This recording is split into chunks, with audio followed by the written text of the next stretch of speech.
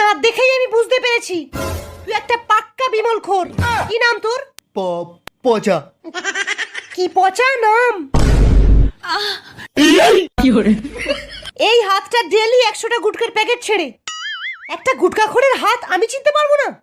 এ কি বলছেন রানী? এ তো একটা কচি বাচ্চা, এর নাক টেপলেই দুধ বেরোয়। আরে হোক না লাল লাল চোখ, গাঁজা খেয়ে যাব, আর বাথরুমে গেলে বিড়ি নিয়ে যাব। খৈনি বানাবি তুই, আমি চুন নিয়ে যাব।